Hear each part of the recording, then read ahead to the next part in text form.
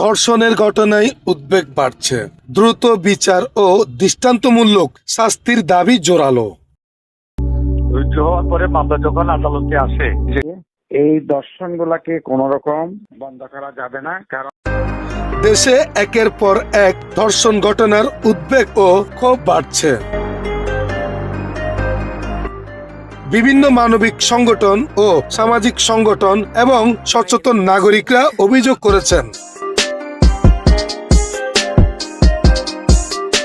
অনেক ধর্ষণ মামলার বিচার দীর্ঘসূত্রতার কারণে বিলম্ব হচ্ছে। কিছু ক্ষেত্রে অভিযুক্তরা আইনি প্রক্রিয়ার মাধ্যমে জামিন বা খালাস পেয়ে যাওয়ায়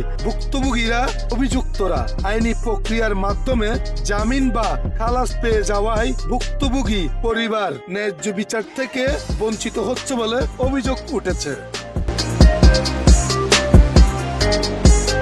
এই পরিস্থিতিতে ধর্ষণ সহ নারী ও শিশু নির্যাতনের প্রতিটি ঘটনা দ্রুত, নিরপেক্ষ ও স্বচ্ছ তদন্ত, সাক্ষী ও ভুক্তভোগীদের নিরাপত্তা নিশ্চিত করা এবং আইন অনুসারী দোষী প্রমাণিত ব্যক্তিদের দৃষ্টান্তমূলক শাস্তি নিশ্চিত করার দাবি জানিয়েছেন সচেতন মহল।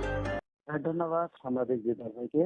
এই দর্শনগুলোকে কোন রকম বন্ধ করা যাবে না, কারণ তারা জানে দর্শন করার পরে তারা অ্যারেস্ট হয় বা যখন আইনগত প্রসিড করার পর অ্যারেস্ট হয়, তখন ওই দর্শন মামলা থেকে তারা আবার জামিনে চলে আসে। জামিন থেকে এসে তারা আরো এর সংখ্যা বাড়াই দেয়, অর্থাৎ দ্বিগুণ হারে দর্শন করার পরিকল্পনা করে। কারণ তারা বুঝে কি, এই দর্শন করলো আমরা হয়তো কয়দিন জেলে থাকলো, আমরা আবার বাইরে দর্শন করতে পারি। আমি মনে করি আমার আঙ্গিনা থেকে এই মামলার জন্য সর্বশেষ যতটুকু আমরা জানি 14 বছর যাবজ্জীবন অনেক কিছু আছে, কিন্তু এই কার্যকর্তা আমরা দেখতে পাচ্ছি না।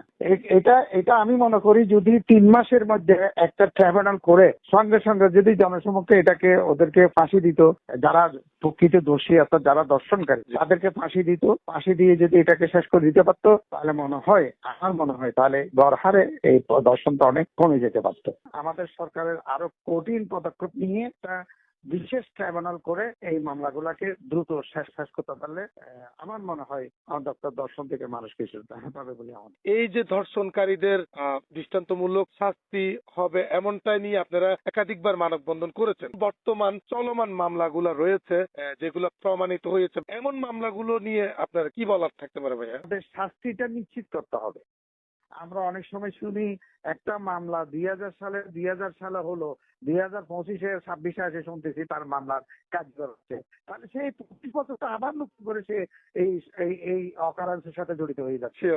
তাকে এই জন্য আমি মনে করি ওই যে বললাম স্পেশাল ট্রাইব্যুনাল করে একটা সংসদে একটা বিল আইনে স্পেশাল ট্রাইব্যুনাল করে 3 মাসের মধ্যে চার্জশিট দিয়ে এটাকে শাস্তি যথাযোগ্য নিশ্চিত করতে পারে যে যাবজ্জীবন বা তার মৃত্যুদণ্ড এই ধরনের কাজের জন্য, তাহলে আমার মনে হয় এটাই একমাত্র উপায় বলে আমার দেওয়ার বিশ্বাস। এই যে 2002 সালের মামলা যদি 2026-এ শেষ হয়, 20টা বছর, সেই 20টা বছর তো সে ঘুরে বেড়াচ্ছে, সে নতুন করে একটা অকারেন্স করে যাচ্ছে। এই সুযোগটা না দেওয়ার জন্য আমি মনে করি আমার সংগঠনের পক্ষ থেকে বা আমরা যে মানবতার কাজ করি, মানবাধিকার কাজ করি, আমি সেই সুবাদে বলতে পারি অবশ্যই এটা একটা বিশেষ ট্রাইব্যুনাল করে 3 মাসের মধ্যে যদি এই ধরনের কাজে যদি শাস্তি দেওয়া যায়, তাহলে অনেক দর্শন কমে যাবে বলে আমার থেকে বিশ্বাস।